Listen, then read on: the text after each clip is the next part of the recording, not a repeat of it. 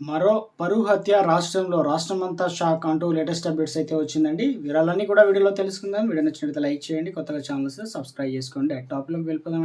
అనంతపురం జిల్లా గుంతకల్‌లో పరువు హత్య సంచలనం సృష్టించింది. ప్రేమించిన యువకుడిని పెళ్లి చేసుకుంటానన్న కూతుర్ని తండ్రి కడతేర్చాడు.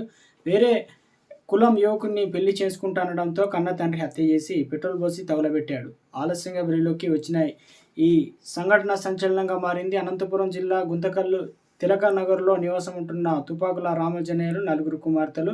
చిన్న కుమార్తె అయినటువంటి భారతి 19 సంవత్సరాలు అదే గుంతకల్లుకు చెందిన మరో యువకుడితో ప్రేమలో పడింది.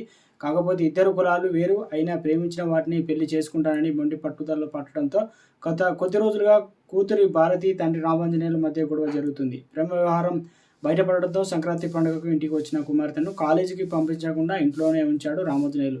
చిన్న కూతురు భారతి కంటే పెద్ద కూతురు ఇంకా పెళ్లి కాకపోవడంతో కులాంతర వ్యవహారానికి ఒప్పుకుంటే మిగిలిన కూతుర్లకు ఇబ్బంది కలుగుతుందని గత కొద్ది రోజులుగా తండ్రి కూతుళ్ల మధ్య వాగ్వాదం నడుస్తుంది. అయినా ప్రేమించిన అబ్బాయినే పెళ్లి చేసుకుంటానని చిన్న కుమార్తె భారతి స్పష్టం చేసింది. దీంతో ఈ నెల 1వ తేదీన గుంతకల్ పట్టణానికి దూరంగా ఉన్నటువంటి తిక్క స్వామి దగ్గ దగ్గరలోని కొండగుట్టలో తండ్రి రామాంజనేయులు కుమార్తె భారతిని తీసుకెళ్లాడు.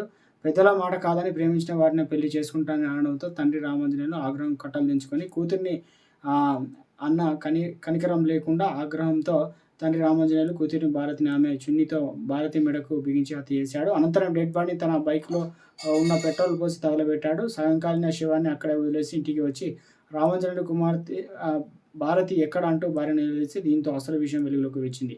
కూతురిని హత్య చేసిన రామాంజనేయులు పోలీసులు ఎదుట లొంగిపోయాడు. మొదట శవాన్ని హంద్రీని కాలువలో వేశానని చెప్పగా 2, 3 రోజులు కాలువ అంతా గాలించినా డెడ్ బాడీ దొరకకపోవడంతో పోలీసులు తమదైన శైలిలో విచారించడంతో అసలు విషయాన్ని చెప్పాడు. అనంతరం గుట్టలో ఉన్నటువంటి సగం కాలిన భారతి డెడ్ బాడీని పోలీసులు గుర్తించారు. అనంతరం సంఘటన స్థలంలో భారతి మృతదేహాన్ని పోస్ట్మార్టం నిర్వహించి ప్రస్తుతం తండ్రి రామాంజనేయులు పోలీసుల అదుపులో ఉన్నాడు. కేవలం ప్రేమించిన వాడినే పెళ్లి చేసుకుంటానడంతో తండ్రి రామాంజనేయులు పరువు హత్య చేసినట్లు పోలీసులు ప్రాథమికంగా